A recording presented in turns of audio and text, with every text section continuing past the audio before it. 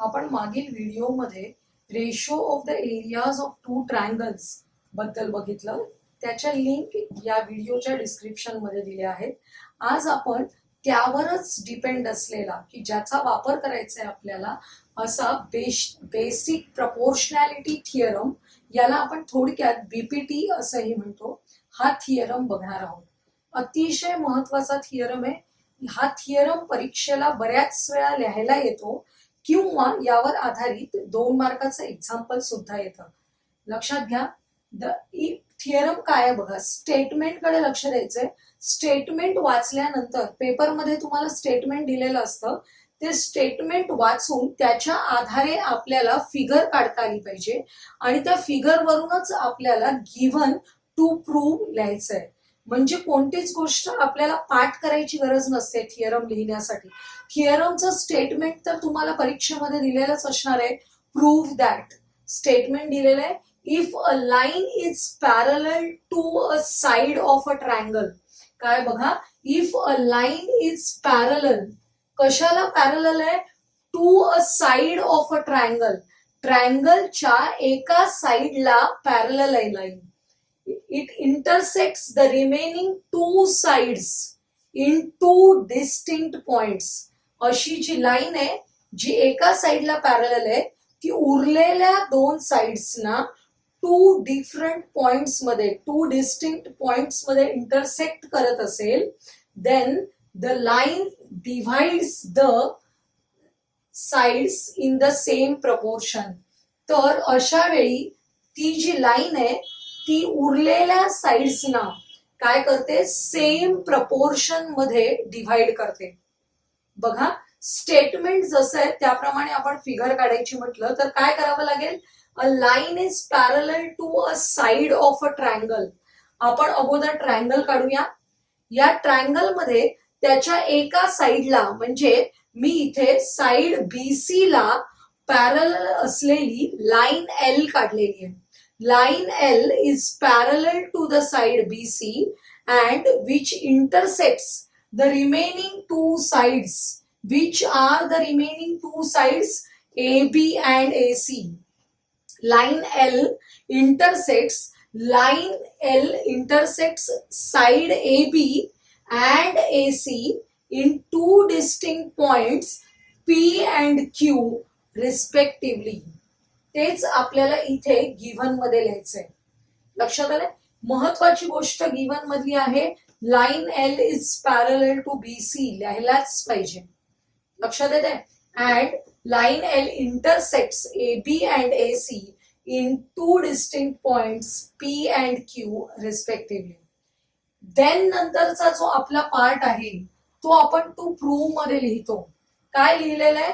This line divides the sides in same proportion. या line मुळे या साइड डिवाइड झालेल्या आहेत, त्यांचा रेशो सारखा आहे. इन सेम प्रपोर्शन म्हणजे सेम रेशो मध्ये. रेशो काढायचे AP upon PB is equal to AQ upon QC. त्यामुळे टू प्रूव्ह साठी असलेला आपलं स्टेटमेंट आहे AP upon PB is equal to AQ upon QC. हे प्रूव्ह करण्यासाठी आपल्याला कन्स्ट्रक्शन करायचंय. आपण काय कन्स्ट्रक्शन केलंय? Join PC and BQ. PC and BQ हे सेगमेंट जॉईन केलेले आहेत. आता हे जॉईन केल्यानंतर आपल्याला मागील व्हिडिओमध्ये शिकलेलं आठवायचंय, area of the ratios of the 2 triangles. Ratio of the areas of the 2 triangles. कोणत्या 2 ट्रायंगल्सच्या एरियाचा रेशो आपण पाहतोय बघा इथे. पहिल्यांदा हा ट्रायंगल APQ लक्षात घ्या. ट्रायंगल APQ आणि PQB. Triangle PQB.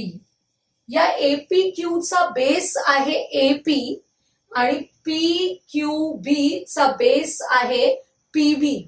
बेस वेगवेगळे आहेत परंतु त्यांचा हा व्हर्टेक्स जो आहे कॉमन, त्याच्यामधून ही जी परपेंडिक्युलर हाईट टाकलेली आहे ती हाईट कॉमन आहे या दोन्ही ट्रायंगल्स साठी. त्यामुळे जेव्हा हाईट कॉमन असते दोन ट्रायंगल्सना तेव्हा आपण रेशो ऑफ द एरियाज कसे घेतो, proportional to their corresponding bases. त्यामुळे काय होणार आहे बघा, area of triangle APQ upon area of triangle PQB is equal to त्यांचे करस्पॉन्डिंग बेस आहेत एपी अपॉन पीबी. हे आपलं फर्स्ट स्टेटमेंट झालं. रिझन लिहितोय, areas proportionate to bases.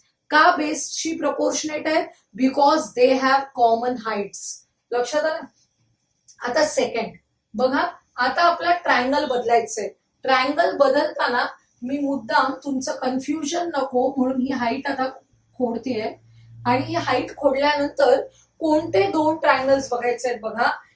Triangle एपीक्यू, triangle एपीक्यू घ्यायचंय आणि त्याच बाजूचा ट्रायंगल पीक्यूसी, ट्रायंगल पीक्यूसी घ्यायचंय. काय झालं बघा, या एपीक्यूचा आता इकडचा बेस कन्सिडर करायचा एक्यू, त्यावेळी पीक्यूसीचा बेस आहे क्यूसी. आणि या दोघांसाठी या इथून आपण जी परपेंडिक्युलर टाकतोय ती म्हणजे त्यांचा काय, तो परपेंडिक्युलर म्हणजे काय आहे, कॉमन हाईट आहे. बघा, हा जो परपेंडिक्युलर आहे तोच ए पी क्यू ची पण हाईट आहे आणि पी क्यू सी या ट्रायंगलची सुद्धा तीच हाईट आहे. म्हणजे कॉमन हाईट आहे आणि बेस वेगवेगळे आहेत. काय बेस आहे, A Q and Q C. त्यामुळे area of triangle APQ upon area of triangle PQC is equal to A Q upon QC. Reason महत्वाचं आहे, तेच कॉमन असल्यामुळे आपण एकदाच लिहू शकतो, एरियाज प्रपोर्शनेट टू बेसेस. आता बघा, आपल्याला महत्वाच्या दोन ट्रायंगलचा विचार करायचा आहे. हे जे ट्रायंगल तुम्हाला दिसत आहेत, आपण जी गिव्हन मधलं महत्वाचं स्टेटमेंट आहे म्हटलं, line L is parallel to BC. या दोन पॅरलल लाईन्स मध्ये दोन ट्रायंगल्स आहेत. कोणते ट्रायंगल्स आहेत बघा, triangle PBQ and this triangle PQC. हे दोन ट्रायंगल्स आहेत जे कशामध्ये आहेत, between the two parallel lines. दोन पॅरलल लाईन्स मध्ये आहेत आणि या दोन्ही ट्रायंगलचा बेस कॉमन आहे. कोणता बेस आहे बघा, या दोन्ही ट्रायंगल्सचा बेस आहे PQ, which is common to both the triangles. And what is the height? Height is the distance between the two parallel lines. Height is the distance between the two parallel lines. आणि ही जी height आहे ती height दोन्ही triangles साठी equal असणार आहे. लक्षात येत आहे. म्हणजे काय झालं बघा, base common, height equal, then these two triangles have equal areas. त्यामुळे आपण लिहितोय area triangle PQB is equal to area triangle PQC, common base and equal heights. आपण डिस्क्रिप्शन लिहू शकतो त्यांचं. Both the triangles stand between the two parallel lines, therefore they have equal heights and common base is PQ, therefore these two areas are equal. बघा, जर हे दोन areas equal असतील तर या वरच्या दोन स्टेटमेंट कडे लक्ष द्या. या दोन स्टेटमेंट्सचा जो फर्स्ट न्यूमरेटर आहे तो तर सारखाच आहे, एरिया ट्रायंगल एपीक्यू, एरिया ट्रायंगल एपीक्यू. दोन्ही रेशोची फर्स्ट टर्म सारखीच आहे आणि सेकंड टर्म होती वेगळी वेगळी, पीक्यूबी आणि पीक्यूसी. पण आपण या इथे बघितलं की area of PQB is equal to area of triangle PQC. याचा अर्थ काय झाला की हे दोन्ही जे रेशो आहेत ते सारखेच आहेत. त्यामुळे फ्रॉम 1, 2 and 3 आपण कन्क्लूड करू शकतो area of triangle APQ upon area of triangle PQB is equal to area of triangle APQ upon area of triangle PQC. जर का आपल्या या लेफ्ट हँड साइड इक्वल असतील, या पहिल्या दोन स्टेटमेंटच्या जर का लेफ्ट हँड साइड इक्वल असतील तर राईट हँड साइड पण काय असायला पाहिजे, इक्वल असायला पाहिजे. त्यामुळे आपल्याला मिळतं AP upon PB is equal to AQ upon QC. AP upon PB is equal to AQ upon QC.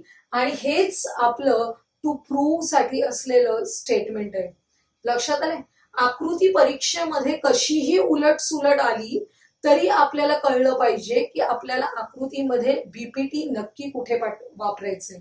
बघा, ही जी आकृती आहे ती मी आता थिअरम झाल्यावर पुसतेय आणि पॉसिबल वेगवेगळ्या प्रकारच्या आकृत्या इथेच काढून दाखवते. बघा, अशी फिगर आहे. समजा हा ट्रायंगल आहे PQR. याच्यामध्ये या QR ला पॅरलल असलेली लाईन काढली आहे. QR ला पॅरलल असलेली लाईन काढली आहे. इथे नाव दिलंय A आणि B. आपल्याला लक्षात घ्यायचंय line L is parallel to QR. काय वापरायचं लगेच? BPT, basic proportionality theorem. आणि रेशो कसे लिहायचे?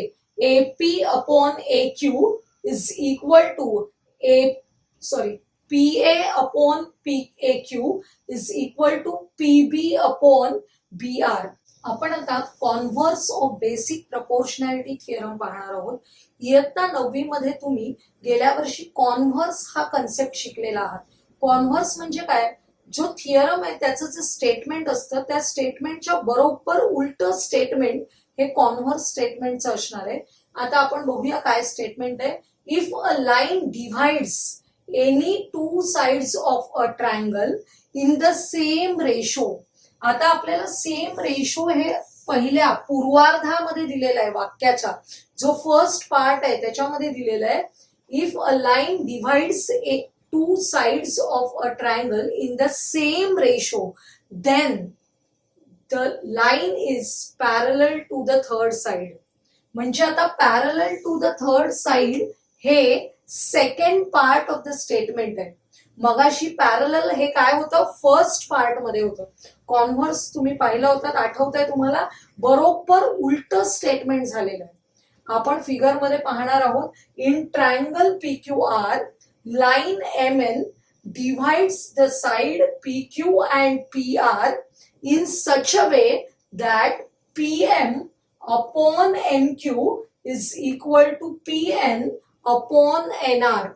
Then जर अशा प्रकारे डिव्हाइड करत असेल तरच then the line MN is parallel to side QR. आपल्याला कॉन्व्हर्सचा प्रूफ नाहीये परीक्षेला, त्यामुळे आपण प्रूफ शिकणार नाही आहोत.